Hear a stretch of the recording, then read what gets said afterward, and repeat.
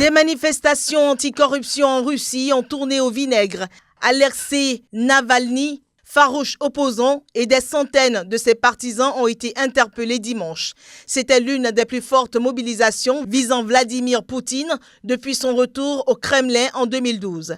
La police a évoqué plus de 7000 personnes, une mobilisation rarissime pour une manifestation non autorisée.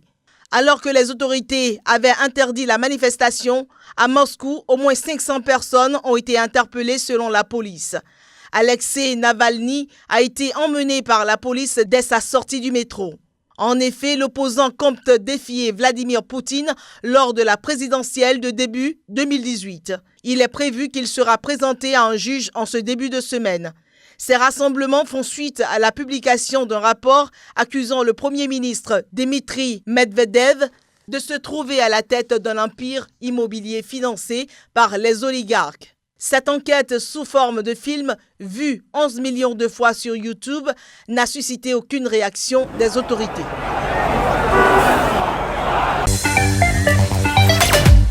Carrie Lam, la favorite de Pékin, a été désignée ce dimanche chef du gouvernement de Hong Kong par un comité électoral pour l'essentiel acquis à la Chine. Un scrutin qualifié d'imposture dans le camp démocrate inquiet d'un recul des libertés de l'ex-colonie britannique. C'est la première désignation du dirigeant de l'exécutif depuis la révolte des parapluies en 2014 qui avait précipité des dizaines de milliers de personnes dans la rue afin de réclamer en vain un véritable suffrage universel pour ce scrutin. Chung Yin-leung, l'actuel chef de l'exécutif, a rencontré la nouvelle élue. L'élection du chef de l'exécutif hier s'est déroulée en accord avec la loi fondamentale, les décisions de l'Assemblée nationale populaire et les lois électorales hongkongaises. Cela montre une fois de plus le succès du principe « un pays, deux systèmes » et le peuple Hong Kong dirige Hong Kong avec un haut degré d'autonomie.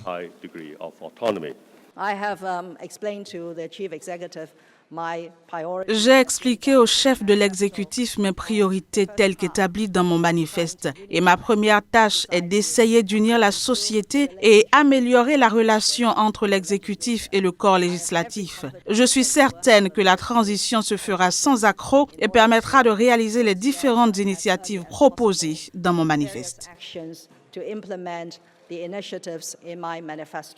Le territoire semi-autonome de Hong Kong jouit en théorie jusqu'en 2047 de libertés inconnues sur le continent en vertu du principe « un pays, deux systèmes » qui avait présidé à sa rétrocession par la Grande-Bretagne à la Chine en 1997. Mais 20 ans après, de nombreux habitants ont l'impression que Pékin accroît sa mainmise dans toute une série de domaines comme la politique, les médias et l'éducation. Le chef du gouvernement sortant, Leung Chun-ying, est une figure détestée, dénoncée par ses contempteurs comme étant la marionnette de Pékin. Il tiendra les rênes encore jusqu'en juillet.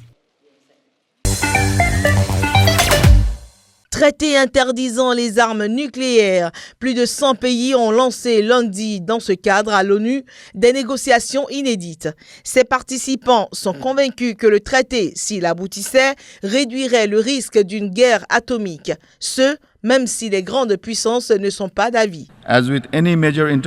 Comme dans tout processus intergouvernemental important, des questions sensibles et complexes vont être soulevées, mais avec une vision, une volonté politique et de travailler ensemble pour trouver un socle commun. Ces barrières peuvent être surmontées et une solution acceptable par tous peut être trouvée. 210 000 personnes sont mortes en 1945 à Hiroshima et Nagasaki. Sous le champion atomique, Hibakusha a vécu l'enfer sur Terre.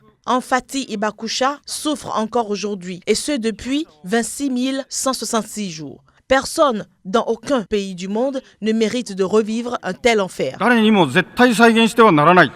Face à la multiplication des foyers de tension aux menaces de la Corée du Nord et à une nouvelle administration américaine jugée imprévisible, les Nations Unies ont décidé de prendre les devants.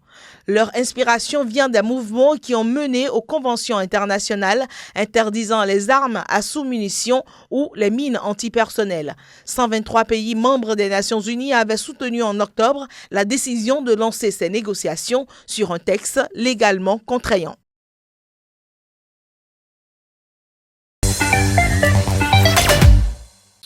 L'ex-premier ministre français Manuel Valls, finaliste malheureux de la primaire socialiste, votera pour le candidat centriste Emmanuel Macron dès le premier tour à l'élection présidentielle, a-t-il annoncé mercredi.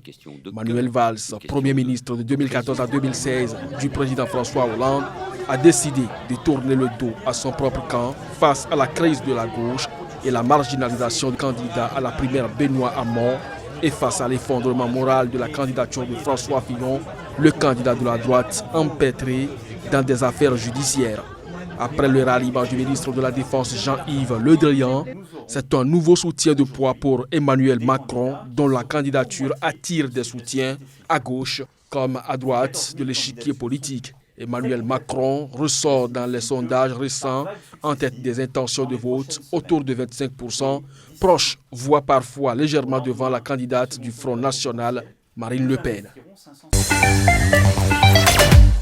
Révélé fin 2016, le gigantesque scandale qui secoue la gymnastique américaine a incité plusieurs sénateurs à proposer ce mardi de criminaliser la non-dénonciation d'agressions sexuelles et renforcer la supervision des instances dans le sport amateur. Un groupe bipartite de sénateurs appelle désormais leurs collègues du Congrès à voter une nouvelle loi qui prévoit un renforcement de la supervision des adultes dans les gymnases et entend faciliter les démarches des victimes qui souhaiteraient dénoncer leurs agresseurs, notamment grâce à un centre d'appel qui assurera l'anonymat des interlocuteurs. Selon cette législation, ne pas dénoncer de tels faits relèvera d'une infraction criminelle au niveau fédéral.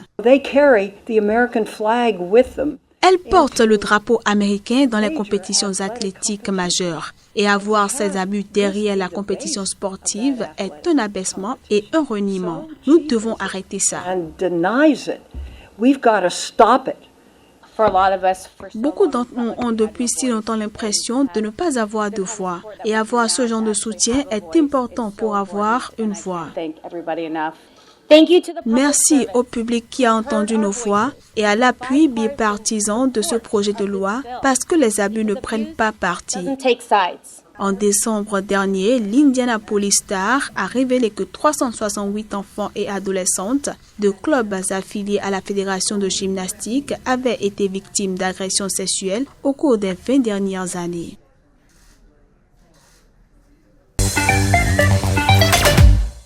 Donald Trump a lancé ce mardi la déconstruction du bilan de Barack Hussein Obama sur le climat, martelant sa volonté de mettre fin à la guerre contre le charbon dans un discours au cours duquel il n'a pas mentionné une seule fois la question du changement climatique. Depuis le siège de l'Agence de protection de l'environnement à quelques centaines de mètres de la Maison-Blanche, le président américain a signé le décret sur l'indépendance énergétique qui ordonne un réexamen de la mesure phare de son prédécesseur démocrate, le Clean Power Plan, qui impose aux centrales thermiques des réductions de leurs émissions de CO2.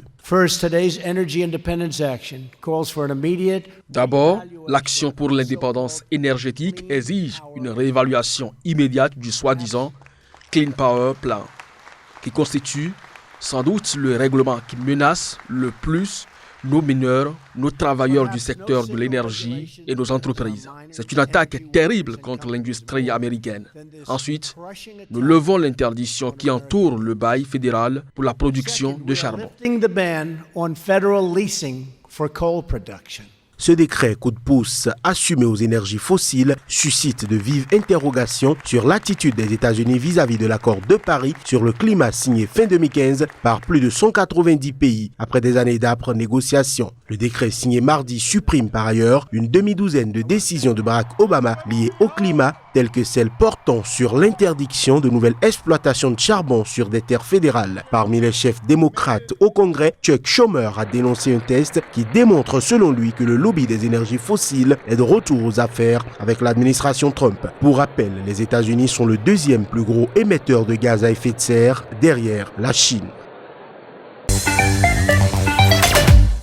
L'épouse du candidat de la droite à la présidentielle française, François Fillon, a été inculpée à son tour ce mardi dans un scandale sur de possibles emplois fictifs qui empoisonnent ce scrutin prévu dans moins d'un mois. Pénélope Fillon a été inculpée pour complicité et recel de détournement de fonds publics, complicité et recel d'abus de biens sociaux et recel d'escroquerie aggravée selon une source judiciaire. Pénélope Fillon, une franco-galloise de 61 ans, a été entendue pendant plusieurs heures par les magistrats financiers, a indiqué une source proche de l'enquête. Sans plus de précision, elle est soupçonnée d'avoir bénéficié avec 2 de ses enfants d'emplois fictifs à l'Assemblée nationale dans une période s'étalant de 1986 à 2013, notamment pour assister son mari rémunéré par l'argent public. François Fillon avait lui été mis en examen et inculpé le 14 mars, notamment pour détournement de fonds publics, une première pour un candidat majeur à la présidentielle française. Une enquête qui a été élargie à des soupçons de trafic d'influence après des révélations sur des costumes de luxe offerts par un ami, mais aussi à des soupçons d'escroquerie aggravée et de faux. Parti favori dans la campagne, François Fillon, 63 ans, a chuté dans les sondages pour le premier tour prévu le 23 avril après des révélations fin janvier sur ses emplois fictifs présumés.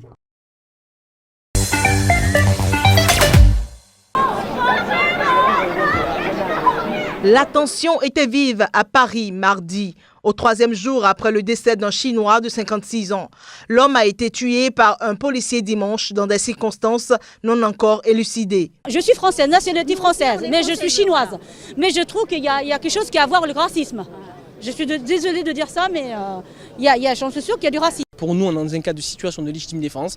Les fonctionnaires de police ont fait du mieux qu'ils ont pu avec les moyens qu'ils avaient. À cet instant-là, effectivement, ils étaient face à un individu qui a des risques, qui a des problèmes malheureusement psychologiques. Il était connu par les services de police. Il était ce qu'on appelait chez nous, dans le langage courant, I3P.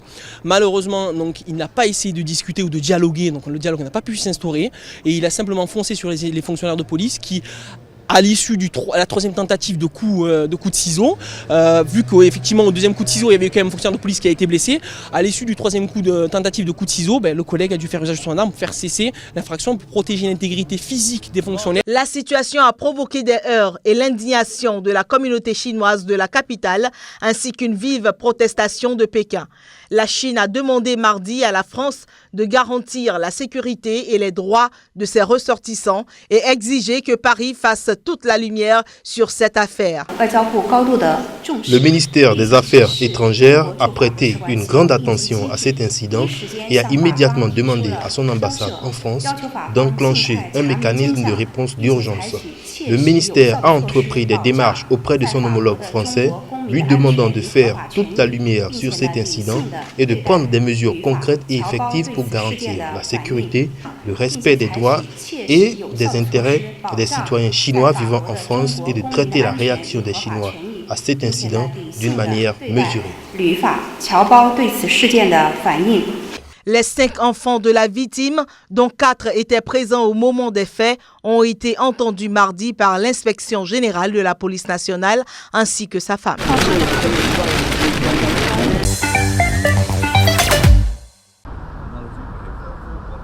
Journée de la Terre en Israël jeudi. Des milliers d'Arabes israéliens ont commémoré la répression meurtrière il y a 41 ans par Israël d'une manifestation contre la saisie des terres. Les Arabes israéliens, descendants des Palestiniens restés sur leurs terres à la création d'Israël en 1948, se plaignent d'être traités en citoyens de seconde zone et sont victimes, selon les ONG qui les défendent, de discrimination, notamment pour l'obtention de permis de construire et de terrain.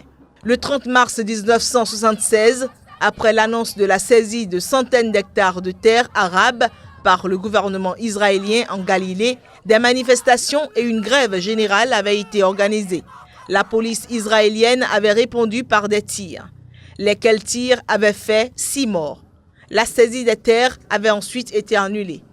Depuis, chaque année, à la même date, des manifestations partent de différentes villes arabes d'Israël pour converger vers Daï Hana, dans la région dite du Triangle arabe, dans le nord d'Israël.